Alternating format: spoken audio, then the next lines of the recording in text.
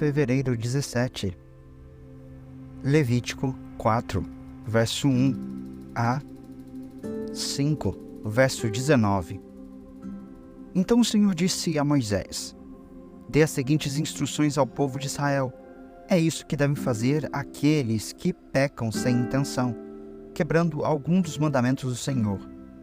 Se o sacerdote ungido pecar, trazendo culpa sobre todo o povo, apresentará ao Senhor um novilho sem defeito como oferta pelo pecado que cometeu. Trará o novilho perante o Senhor à entrada da tenda do encontro, colocará a mão sobre a cabeça do animal e o matará diante do Senhor. O sacerdote ungido levará um pouco do sangue do novilho para dentro da tenda do encontro, molhará o dedo no sangue e com ele aspergirá 7 vezes diante do Senhor, em frente à cortina interna do santuário. Em seguida, o sacerdote colocará um pouco do sangue nas pontas do altar de incenso perfumado que está na presença do Senhor, dentro da tenda do encontro.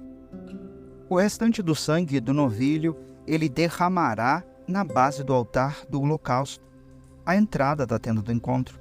Depois removerá toda a gordura do novilho a ser apresentado como oferta pelo pecado, incluindo a gordura que envolve os órgãos internos, os 2 fins, a gordura ao redor deles, perto dos lombos e o lóbulo do fígado. Removerá todas essas partes junto com os rins, como se faz com os animais apresentados como oferta de paz, e queimará tudo no altar do holocausto.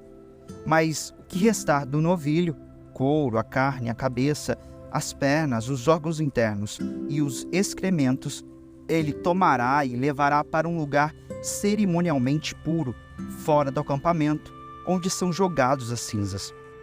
Ali, sobre um monte de cinzas, queimará o resto num fogo feito com lenha. Se toda a comunidade de Israel pecar, quebrando algum dos mandamentos do Senhor, mas não se der conta disso, ainda assim será culpada. Quando perceber seu pecado, o povo trará um novilho como oferta pelo pecado e o apresentará à entrada da tenda do encontro. As autoridades da comunidade colocarão as mãos sobre a cabeça do novilho e o matarão diante do Senhor.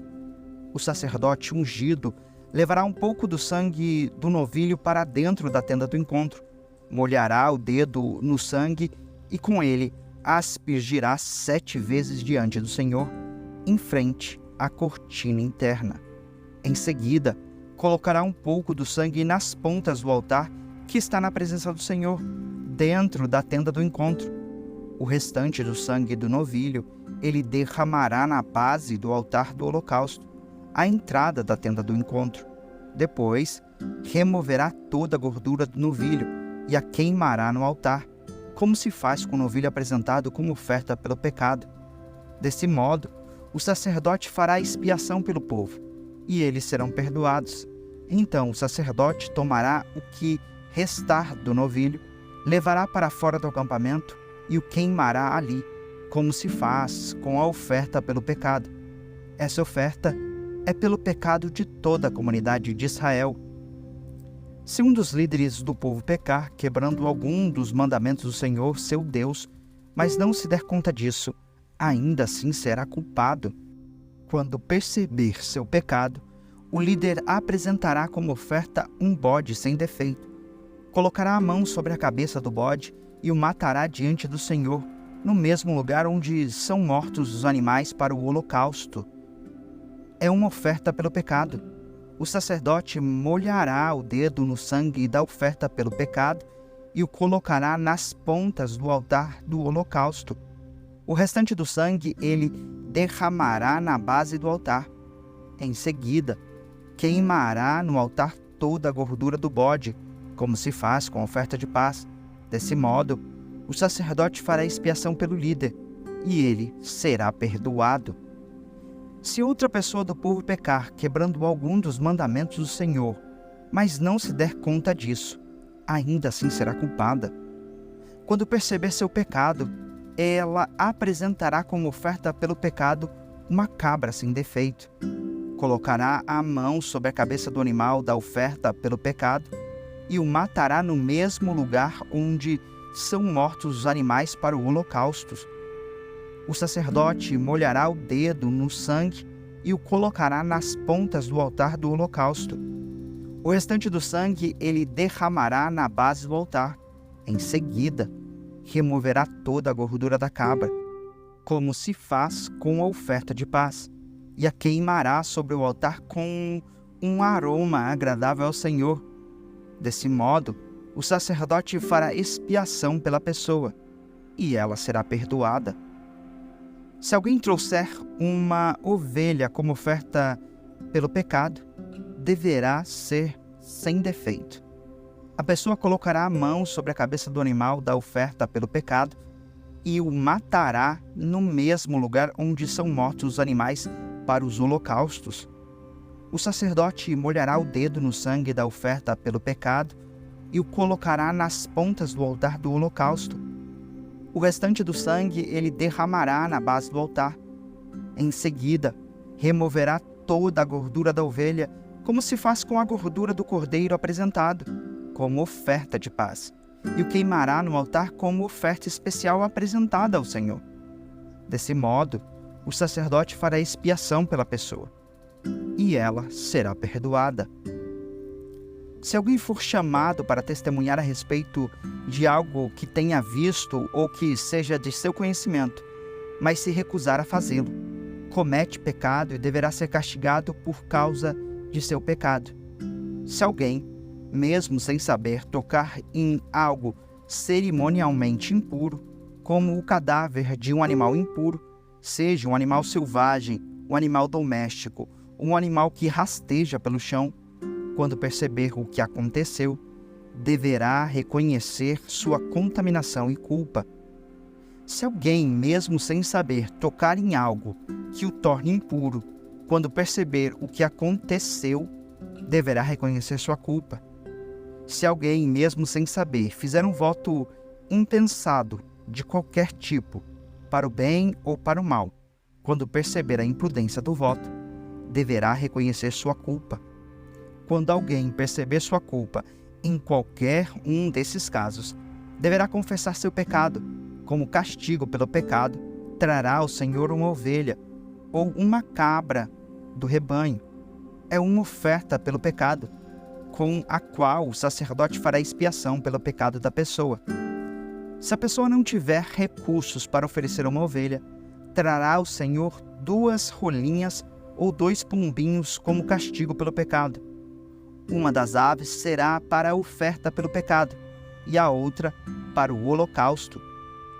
Ela as entregará ao sacerdote, que apresentará a primeira ave como oferta pelo pecado. Ele torcerá o pescoço da ave, mas não arrancará a cabeça. Em seguida, aspergirá os lados do altar com um pouco do sangue da oferta pelo pecado e deixará o sangue restante escorrer para a base do altar.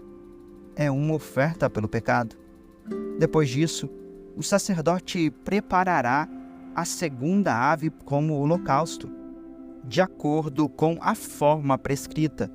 Desse modo, o sacerdote fará expiação pelo pecado da pessoa, e ela será perdoada. Se a pessoa não tiver condições de oferecer sequer 2 rolinhas ou 2 pombinhos, trará 2 litros de farinha da melhor qualidade como oferta pelo pecado. Uma vez que é uma oferta pelo pecado, não misturará azeite com a farinha, nem acrescentará incenso. Trará a farinha ao sacerdote, que pegará um punhado como porção memorial e queimará a porção no altar, sobre as ofertas especiais apresentadas ao Senhor. É uma oferta pelo pecado. Desse modo, o sacerdote fará expiação por aqueles que forem culpados de algum desses pecados, e eles serão perdoados. O restante da farinha será do sacerdote, como se faz com a oferta de cereal.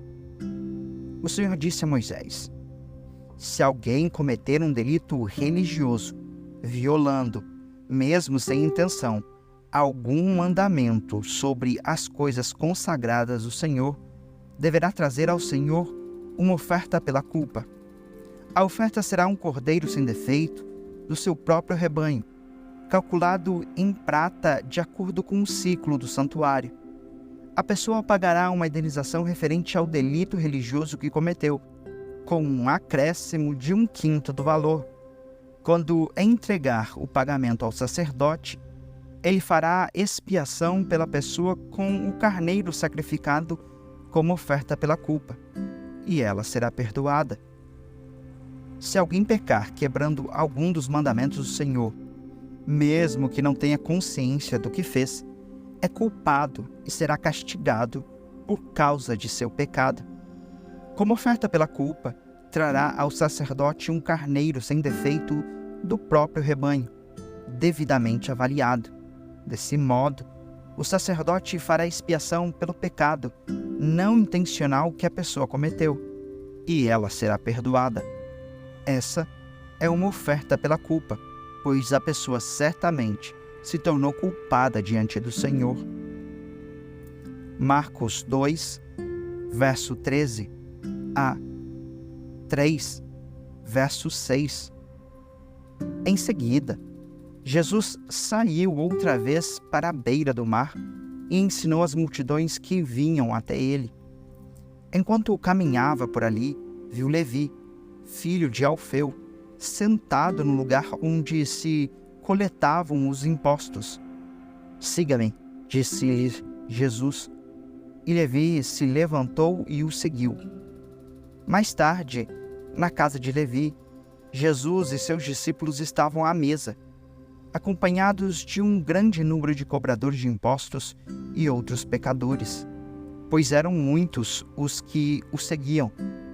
Quando alguns fariseus, mestres da lei, viram Jesus comer com cobradores de impostos e outros pecadores, perguntaram aos seus discípulos: "Por que ele come com cobradores de impostos e pecadores?" Ao ouvir isso, Jesus lhes disse: "As pessoas saudáveis não precisam do médico, mas sim os doentes. Não vim para chamar os justos, mas sim os pecadores." Certa vez, quando os discípulos de João e os fariseus estavam jejuando, algumas pessoas vieram a Jesus e perguntaram: "Por que seus discípulos não têm o hábito de jejuar como os discípulos de João e os discípulos dos fariseus?" Jesus respondeu: "Por acaso os convidados de um casamento jejuam enquanto festejam com o noivo? Não podem jejuar enquanto o noivo está com eles. Um dia, porém, o noivo lhes será tirado, e então jejuarão. Além disso, ninguém remendaria uma roupa velha usando pano novo. O pano novo encolheria a roupa velha e a rasgaria, deixando um buraco ainda maior.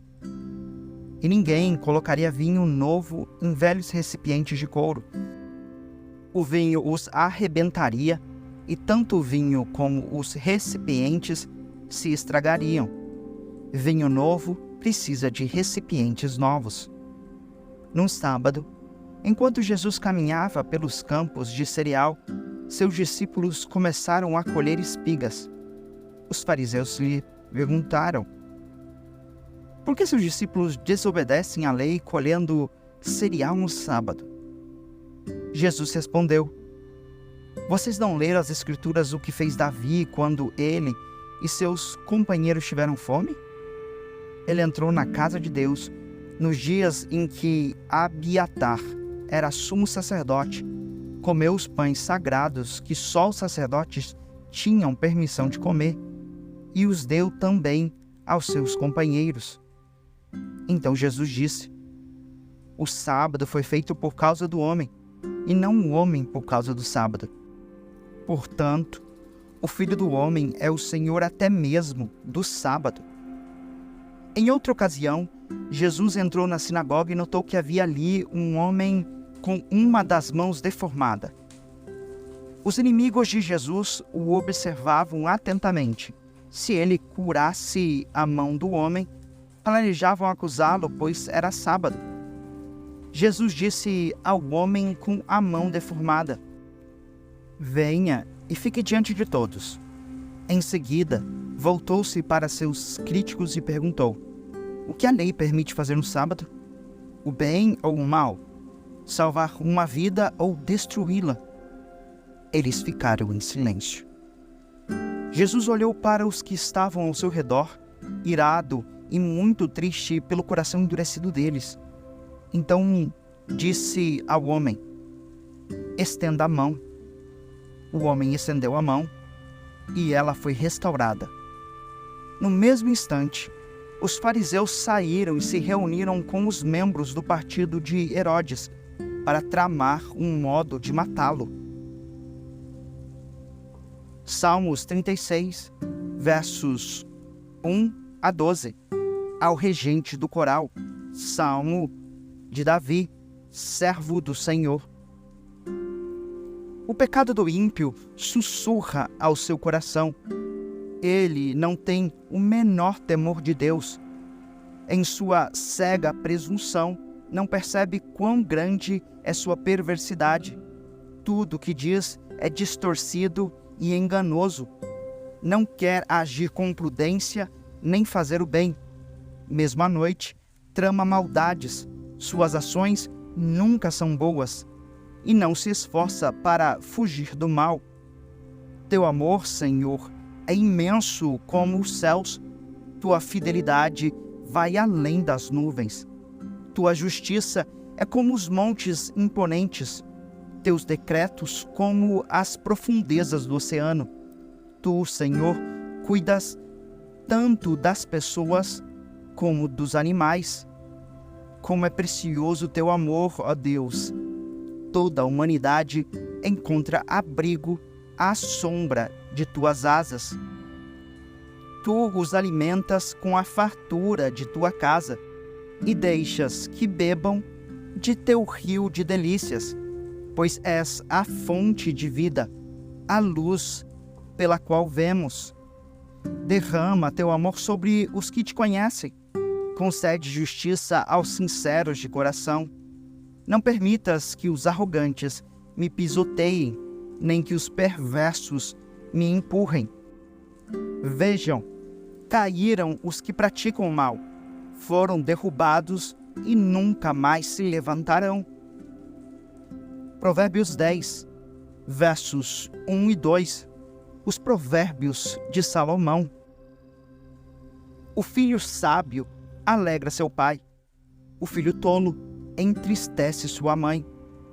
As riquezas de origem desonesta não têm valor duradouro, mas uma vida justa livra da morte.